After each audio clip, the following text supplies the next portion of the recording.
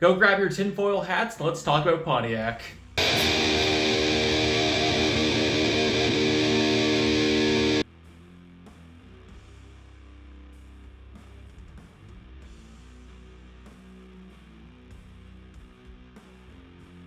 What's up? Welcome back to the Metalhead Car Show. As most of you may have seen by now, there's been a Pontiac ad in a recent Road and Track magazine. Make some noise with a screaming Firebird chicken on the hood. As a Pontiac fan, super cool, but truthfully, I'm not sure about this one. So today, let's get into the rumors, get into all the conspiracies about it, and get into my thoughts of what should happen in the future, if it's real. So, let's get right into it. So the recent issue of Road and Track, it's been heavily themed on EVs, the Cybertruck, and EV charging. But in the back of the magazine, you have a full-page ad of this. Now, for anyone who grew up liking muscle cars, this is very exciting, because it's not just Pontiac, but it is the Trans Am, meaning they're shooting for something cool. But before we really dive into it, let's just read what it has to say. Pontiac fans, it's been a weird 15 years since we left, hasn't it? Now, we definitely can't say Pontiac's absence has influenced the events we've all been through, but come on, caffeine comes out of Four Loko, now it's in lemonade?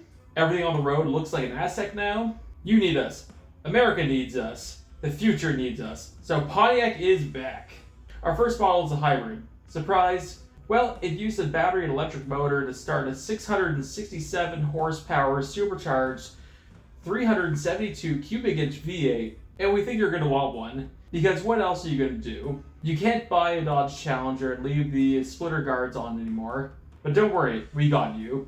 Our new car's front end is entirely splitter guard. At Pontiac, we hear the future filled with V8s, great sounds, gold pinstriping, and window louvers. And when someone shouts, "Last call," we just smuggled some Coors from Colorado to keep the party going.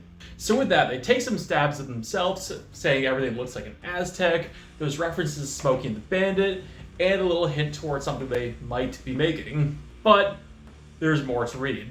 Disclaimer, do you need to be told that this advertisement is fake and not to be taken seriously? Our lawyers think you do. So, it's fake. This is usually the time I should probably say thank you all so much for watching, but we're not going to right now. This is where the tinfoil hats come into play. Let's just look at what we know from this. 1, this wasn't a small ad, this was a full-page ad. This cost a lot of money to actually go make and have in this magazine. This is in every single supermarket, every Canadian Tire, every Pep Boys, whatever. Anywhere you can buy a magazine, this ad's in it. This cost a lot of money. Now, I'm not going to go plagiarize other content creators, but go watch this video. I'm going to put a link in the description. They actually went to a lot of digging for this, and it's actually a really cool video, and they got some neat answers. So go watch that. Now, long and the short of it, GM claims this is not their work, but Road and Track also won't take responsibility for it. So the big question is, who made this? So it either goes to kind of 3 options. Option 1, it's Road and Track's. They made a fake article in the back of their magazine as a joke, and that's it. And that part's half believable, because that ad kind of reads like a fan wrote it, or like Elon Musk was just on his shit and he wrote it. But also, like, again, it costs a lot of money to get that in there. So if Road Track did it, it is a joke, but they would have had to pay GM to use a lot of these copywritten logos and names. But in effort of that, it got people talking about Road and Track.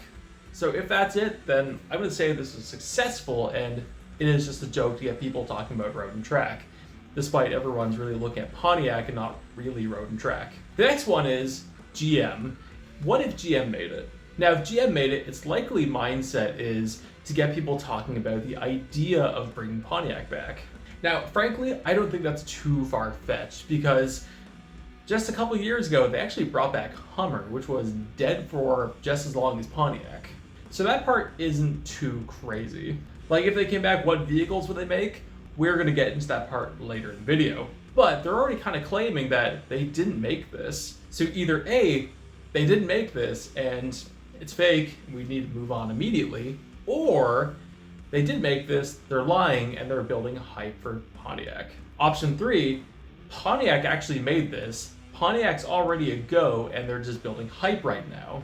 Now, frankly, I think this is a hype tool. I think they're using this to get people to go make content on this, to get people talking about it, to get some excitement, to get some rumors out, to get people talking about what Pontiacs they'd want to bring back. Don't believe me on that one? You're watching this video right now and hearing me talk about it. It's working. Now, this was a free thing that we just saw on Instagram or TikTok or whatever. It could be ruled out to be fake really quickly. We'd probably all move on from it. But seeing that this is something that someone paid a lot of money to do, I don't think it's fake. So with that, how would I do the launch of Pontiac and what cars would I bring back? Obviously, this is only going to work if there was a lot of hype and interest towards it, so we're going to play on the idea that that worked, and that's how this list is going to go. Anyway, let's start with the obvious car, and that is the car they're showing off in this ad, and that is the Trans Am. So the Trans Am was on the F-Body platform forever, is made from 1967 to 2001, and always did part sharing with the Camaro. Now, as of this year, the Camaro is dead. It's gone, and I'm pretty sure it's being turned into a EV sedan, which, have we learned nothing? The Camaro died really because that facelift on the Gen 6 Camaro killed it. I've never met a single person that actually said they like how it looked. And GM knew it was failing because they actually put out this really weird incentive for Mustang owners to go trade in their Mustangs for Camaros, and they get special incentives over it. Pretty sure I said this in an older video when talking about this, but bad look. So Camaro's dead. But you could actually go use the Gen 6 Camaro chassis to go build this Trans Am. Honestly, I'd bypass that 6-cylinder, go right for the 4-cylinder, go get that 6.2-liter V8, cram that in there, and use that ZL1 engine for something. Base model, Firebird formula, Trans Am maybe? And obviously have the shaker hood scoop option. I would theme it after the 77 and 78 cars. It's just the most popular Trans Am in pop culture, and it's gonna be the safest way to start. Actually, scratch that, let's go back. For the base model car, call it the Trans Am Turbo.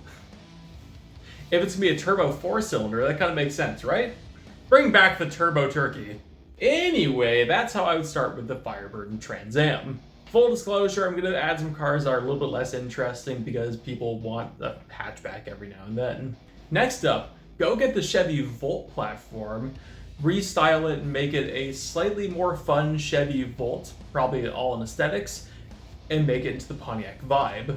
If they can make it just different enough, there'll be reason to go buy the Vibe over the Volt, or just instead of the Volt, and then you'll have an entry-level Pontiac. Next, this would be the Halo car in my mind, but do the Pontiac Banshee.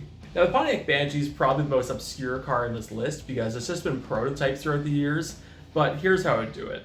Use the entire Corvette E-Ray as a restyled Pontiac Banshee as Pontiac's Halo car. The E-Ray is fast. Like, it's one of the fastest Corvettes ever made, and I'm pretty sure it has the best 0 to 60 of any Corvette ever made. Like, it's a absolutely serious car, and it being a hybrid, it's going to look a little bit better in Pontiac. Next up, and I think this would be the one that throws a lot of people off, but use the Chevy Equinox platform for a Pontiac Aztek. Probably the most controversial car in this entire list, but hear me out. As much as the Aztek does not have a good history at all, a lot of the people who bought these, a lot of them stuck with them. Finding an Aztek for sale that has less than like 250,000 kilometers on it is difficult. So frankly, I'd go get the Chevy Equinox, make it a little bit funkier, because I think today you can get away with things being a little bit funkier. Not that funky. Make the Equinox into something fun. And let's scrap the tent. We don't need to do the tent. That would be the most controversial car on the list, but again, it could work. Actually, scrap that. The next one might be more controversial. Let's go get the Cadillac CT5. Now, this is going to upset some people, but hear me out before you scream. Use the Cadillac CT5 to make a Pontiac GTO. Give it more Pontiac styling, give it hood scoops, dual exhaust, spoiler, all the things that made the GTO a GTO. Frankly, I don't think you could get away with this without making a 6-cylinder, so yeah, give it its entry-level option, and give it the Blackwing engine. Would it be a rebadged Cadillac? Yeah, technically, but you could go make a Judge version of it, which has a bit more power, a bit more oomph, or just something to separate it, so more people might go buy the GTO instead of the Blackwing, or vice versa. Now, I assume some people are screaming at this because the CT5 is a sedan. honestly, Dodge Charger. The Dodge Charger from 1966 to 1987 was always a two-door.